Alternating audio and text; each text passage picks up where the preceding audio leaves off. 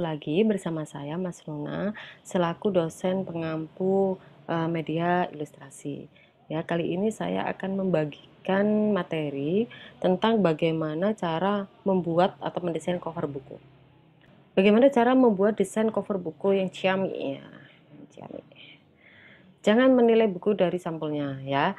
Jadi ini pepatah yang sudah lama kita dengar dan ini memang sangat pengaruh ya, memang sangat pengaruh bagi seorang decover ya. Jangan menilai buku dari sampulnya karena apa? Sampul itu bagi seorang decover memang sangat penting. Harus harus didesain yang sebagus-bagusnya, jauh lebih bagus dari isinya karena orang membeli itu dilihat dari sampulnya dulu.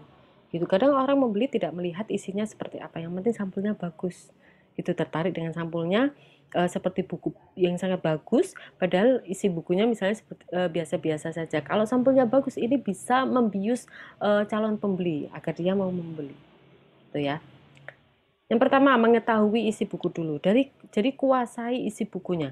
Sebelum mendesain cover, para desainer ini harus menguasai dulu isi bukunya itu seperti apa. Jadi harus dibaca. Ya, harus dibaca. Nah, kalau penulis bukunya adalah kalian sendiri, maka itu sangat bagus ya, malah bagus, nggak perlu dibaca lagi karena kita sudah tahu isi bukunya itu seperti apa. Nah, isi buku itu nanti harus keluar di cover. Jadi covernya ini harus bisa mewakili isi buku, ya. Pelajari isi buku terlebih dahulu. Dengan mengetahui isi buku, maka Anda juga mengetahui tema, pembahasan, cerita, dan apapun yang ada dalam buku. Pada poin ini juga menentukan keberlanjutan desain cover ya. Jadi kuasai dulu isi buku itu seperti apa, kemudian isi buku itu harus tercermin pada cover ya. Terus ketahui target pembacanya siapa ya, misalnya remaja ya.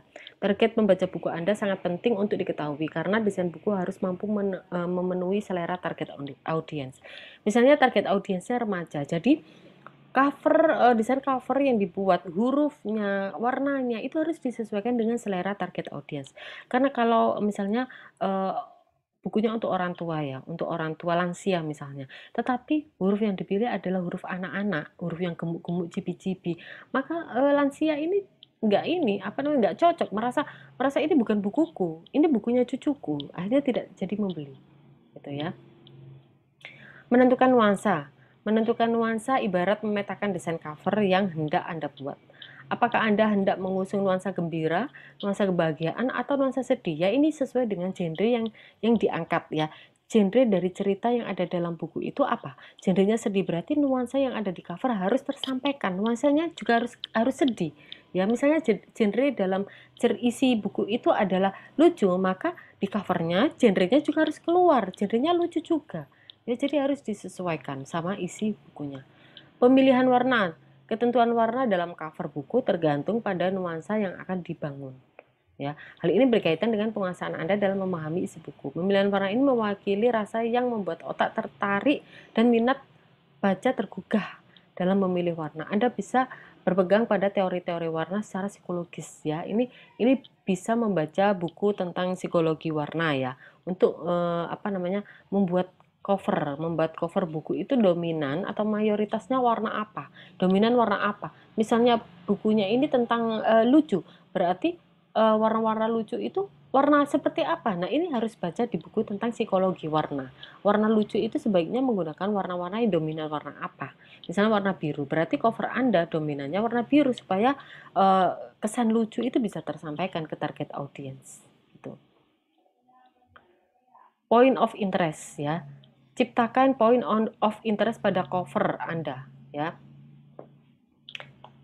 Tonjolkan salah satu elemen gambar dengan salah satu cara berikut ini ya. Jadi dalam satu cover buku itu tentukan point of interestnya. Jadi point of interest itu adalah elemen utama, bentuk utama yang ada di cover yang diharapkan ilustrator ini harus dilihat pertama kali oleh oleh pembaca atau oleh calon konsumen ya. Jadi yang menentukan point of interest ini adalah desainernya, desainer covernya ini tadi ya.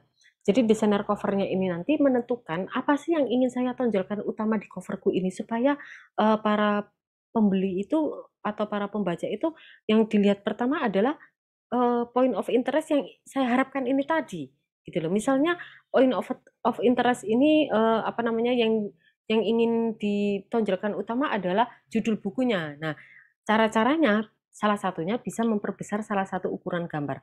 Kalau misalnya point of interest-nya itu jatuh pada judul buku, maka judul bukunya ukuran teksnya ini harus lebih besar dibandingkan elemen-elemen yang lain. Seperti buku yang aku suka ke TPA yang warna hijau ini.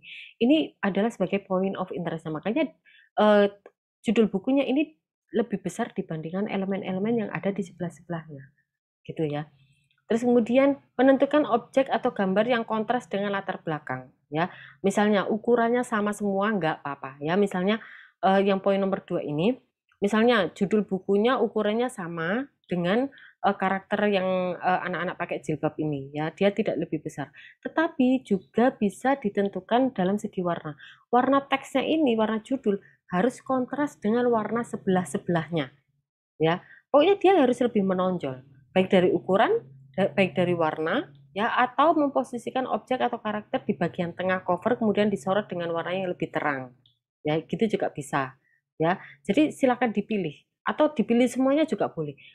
Ini sudah diperbesar, kemudian warnanya juga lebih kontras, terus kemudian dikasih cahaya lebih terang dibandingkan sebelah-sebelahnya, boleh dipilih semuanya atau pilih salah satu juga bisa, ya. Nah, kalau yang di bawahnya ini yang menjadi point of interestnya adalah ilustrasi dua karakter ini, ya. Kita lihat di sini judulnya ukurannya lebih kecil, warnanya juga tidak lebih dominan, sama aja dengan warna-warna yang ada di karakter ini, ya. Berarti ini yang ditekankan, yang menjadi point of interestnya adalah si dua karakter ini, gitu. Terus kemudian selanjutnya, ciptakan alur baca, ya.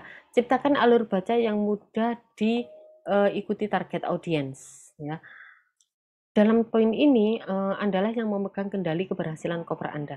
Jika target audiens membaca cover sesuai alur yang Anda ciptakan, maka Anda berhasil menuntun pembaca. Jika alur yang Anda buat berhasil mempermudah pembaca dalam memahami cover Anda, maka desain cover Anda berhasil dibuat. Gitu ya. Jadi alurnya itu mulai mana? Apakah judul buku, pokoknya yang menjadi point of interest itu yang pertama kali dilihat oleh pembaca. Ya, misalnya kita lihat ini, Macan Tutul Suka Berbagi. Berarti ini judulnya menjadi point of interest, ya. Yang dilihat pertama oleh pembaca adalah judul, Macan Tutul Suka Berbagi. Kemudian Anda arahkan, sebagai seorang desainer mengarahkan, habis membaca judul harus kemana? Ya, oh harus ke karakter Macan Tutulnya. Ya, berarti karakter Macan Tutul ini kedua lebih besar kedua setelah judul buku. Dia tidak boleh lebih besar dari judul buku dan tidak lebih kecil dari elemen-elemen lainnya. Ya berarti dia urutan kedua. Ukurannya juga urutan kedua setelah judul buku. Ya, setelah itu bebas misalnya. Bebas para pembaca mau membaca apa? Misalnya penerbit atau membaca penulisnya bebas. Maka dari itu ukurannya juga bebas. Mau disamakan semua juga boleh. Gitu ya. Nah, terus kemudian menyisakan ruang kosong ya untuk meningkatkan minat baca, tak selalu harus ramai. Beri kesempatan bagi pembaca untuk beristirahat sejenak saat mengamati cover Anda. Ya, jadi yang namanya cover itu tidak harus penuh semuanya dengan gambar, tidak harus penuh semuanya dengan teks, ya. Kasihlah ruang kosong. Yang namanya mata, yang namanya membaca itu butuh istirahat. Maka dari itu, kasih kesempatan pembaca untuk beristirahat dengan cara memberikan ruang kosong seperti ruang kosong yang ada di putih-putih ini. Jadi arena gambar ini tidak harus penuh. Perlu yang namanya ruang kosong agar pembaca tidak bingung dalam membaca sampai crowded sampai pembaca ini malas membaca karena terlalu ramai. Yang harus dilihat itu terlalu ramai. Nah, ini juga nggak bagus ya. Akhirnya malas membaca nggak jadi membeli. Gitu. Maka dari itu ruang kosong itu harus sangat penting ya. Dan ruang kosong itu warnanya tidak harus putih. Boleh warna kuning, warna coklat, warna apapun boleh. Yang penting kosong. Tidak ada elemen ilustrasi ataupun grafis lainnya. Terus kemudian memilih jenis font dan efek yang tepat ya. Pastinya ada banyak sekali jenis font atau jenis model tipografi huruf yang ada di komputer Anda ya. Carilah huruf yang mudah terbaca. Yang paling mudah terbaca huruf yang mana? Karena dan sesuaikan karakter huruf, bentuk huruf dengan cerita Anda. Kalau ceritanya horor, berarti carilah huruf yang mendekati horor. Kalau ceritanya lucu, berarti carilah huruf yang mendekati lucu. Jangan huruf yang simpel lah. Ya, jangan gunakan Misalnya ceritanya lucu, maka Anda menggunakan huruf-huruf yang horor, yang menetes-netes darah, seperti darah menetes-netes. Nah, ini sangat tidak cocok. Maka dari itu, sesuaikan jenis huruf, bentuk huruf dengan isi cerita dalam buku tersebut, gitu ya. Dan carilah huruf yang bagus. Ya, misalnya ini adalah buku-buku anak, ya. Menurut saya ini sudah sangat sesuai sekali dengan target audiensnya, yaitu anak-anak. Buku yang lucu, buku yang untuk anak-anak, ya. Sehingga bukunya ini misalnya dia tidak terlalu konsisten ya, apa garisnya atau warna hurufnya tidak konsisten, garisnya tidak harus lurus, ukuran hurufnya juga tidak harus selalu sama ya. Kita lihat yang buku ini, rahasia. Nah, ini kan hurufnya bergelombang. Nah, ini menandakan bahwa ini butuh irama. Anak-anak butuh irama, tidak anak-anak nggak butuh konsisten ya, tidak butuh lurus, tidak butuh formal, butuh yang berirama. Maka dari itu hurufnya seperti gelombang air ya. Yang ini aku bisa mandi sendiri. Hurufnya ini ya, kalau kita lihat warnanya dibedakan. Ya, ini akan memperkaya, memperceria tampilan buku sehingga anak-anak suka. Ya, terus aku suka ke TPA. Kata-kata ke, ya, ini hurufnya lebih kecil dibandingkan kata-kata aku atau TPA. Ya, ini adalah untuk menampilkan kesan bahagia, gembira untuk anak-anak. Hurufnya pun juga berbeda. Rumit atau sederhana. Tidak selamanya desain yang rumit terlihat menarik dan tidak selalu desain yang sederhana tidak meninggalkan kesan. Desain cover buku yang rumit atau sederhana tergantung kebutuhan tema yang Anda angkat. Misalnya membuat cover buku yoga. Nah, ini lebih baik sederhana ya. Kalau rumit yang namanya yoga itu kan butuh ketenangan, sepi ya, hening seperti itu. Berarti bukunya, cover bukunya juga harus bisa mencerminkan isi cerita. Berarti butuh desain buku yang sederhana gitu. Kalau rumit, nah kalau desain yang rumit ini juga disesuaikan juga isi ceritanya seperti apa. Kalau isi pertengkaran mungkin desain yang rumit lebih cocok ya. Itu tetap harus butuh yang namanya white space atau ruang kosong. Tagline atau subjudul. Desain cover yang menarik tak cukup kuat untuk memancing rasa penasaran pembaca jika hanya bergantung pada judul dan gambar saja. Kehadiran tagline membantu judul dalam memperjelas isi buku, tetapi tidak secara berlebihan membongkar isi buku, agar rasa penasaran pembaca tetap terjaga. Tagline dibuat dengan jenis font yang lebih sederhana dari judul dan dengan ukuran yang lebih kecil tetapi terlihat jelas. Tagline mengandung makna atau maksud dari judul. Jadi tagline itu adalah anak turunan untuk memperjelas judul tadi itu. Ya. Jadi tagline itu dibutuhkan ketika judul utama terlalu singkat. Kalau judul utamanya terlalu singkat, misalnya di sini ada cover buku Jokowi ya. Cover buku Jokowi. Nah, Jokowi ini maksudnya kenapa Jokowi? Di dalam buku ini kenapa Jokowi? Nah, ternyata ini adalah buku tentang perjalanan karir, buku biografi. Buku ini menceritakan tentang perjalanan karirnya Jokowi. Nah, tagline inilah yang dibutuhkan. Perjalanan karya bagi bangsa. Gitu ya. Nah, tagline inilah yang dibutuhkan untuk memperjelas isi buku karena judulnya terlalu singkat, hanya Jokowi gitu aja. Maka dari itu sangat dibutuhkan tagline. Jika judul bukunya sudah jelas, maka tidak perlu tagline, nggak masalah. Jadi tagline ini sifatnya tidak wajib. Yang wajib adalah judul buku.